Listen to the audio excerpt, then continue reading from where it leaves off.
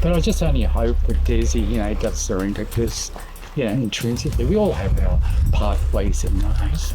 And I just hope he doesn't finish up like another Dezi of the past, whose last words were, and so was life. You talking about Nick Kelly? Yes, I'm sorry.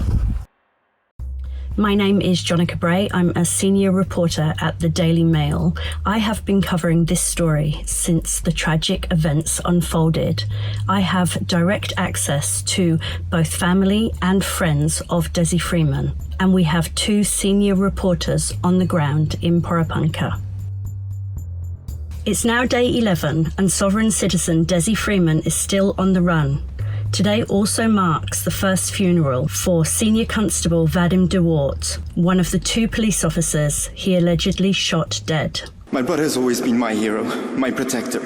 He was my very own superhero, even though he's physically not here anymore.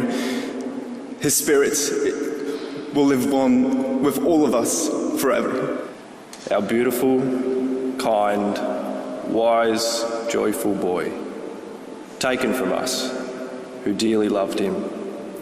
Mother Nature now holds him in her embrace.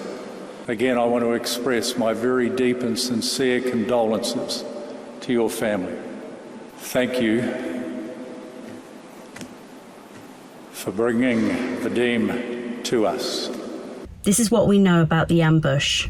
Around 10:30 a.m. on the 26th of August, 10 Victorian police officers arrived at the rural property near Porepunkah to execute a search warrant connected to allegations of historic child sex offences. As officers began searching the bus, Dezi Freeman, also known as Desmond Filby, a self-proclaimed sovereign citizen, allegedly opened fire using homemade shotgun and other undisclosed weapons.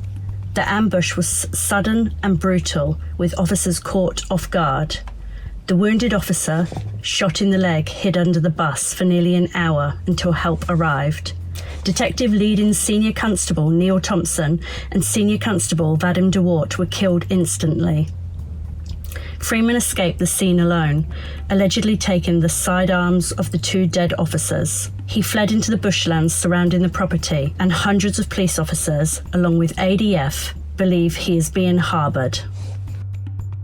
While Freeman's bush survival skills and knowledge of the Mount Buffalo area make him a formidable force, friends tell me that in the lead up to the tragic events, Freeman was actually unwell. The friends claim that he had been struggling for quite some time with flu-like symptoms, which had left him housebound and rarely leaving the bus that he shared with his wife and children. They say he had started to drink a lot more alcohol than usual and was certainly not at his peak fitness.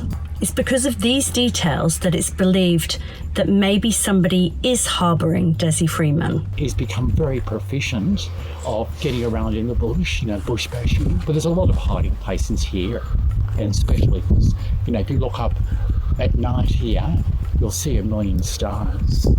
But equally, that's not enough in number of all the old mines around here, the old adits.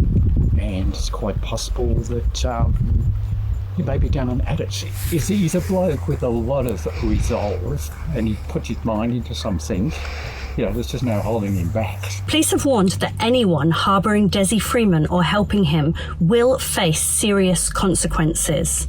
And while no cash reward has been put up, some people believe this may be the only way to flush him out. We know Freeman's wife, Marley, was reportedly at the property during the shooting. She was arrested and questioned for possible obstruction, then released. Police say charges have not been ruled out against her. Marley is now in hiding, speaking only through her lawyers. She has publicly pleaded with Dezi to surrender. Sources close to her told Daily Mail the marriage is all but over. Even if he survives this manhunt, she plans to cut ties, along with her 3 children, an adult, teenager, and toddler. Freeman is a well-known sovereign citizen with multiple run-ins with the police. Despite his anti-government stance, he was still receiving Centrelink payments. The mindset is clear in videos he posted online where he called police terrorist thugs, compared them to Nazis, and even attempted to arrest a magistrate during court proceedings. He heard the case, was smart-ass and arrogant the way he's always been, had absolutely no regard for the law or for natural justice or for my right to have my case heard. And so, in trying to railroad me when I was prepared for a real fair hearing, I was forced to arrest him under Section 458 of the Crimes Act.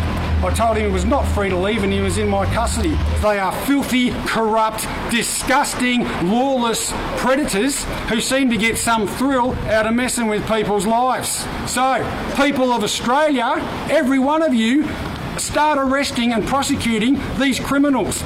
In 2021, he even tried to have the then Premier, Daniel Andrews, put on trial for treason. The case was swiftly thrown out. I'm speaking to you in relation to not wearing a mask here today. You're being very adversarial. You're trying to break the law. And you are trying. Okay. So right. you're under arrest. 456. You are under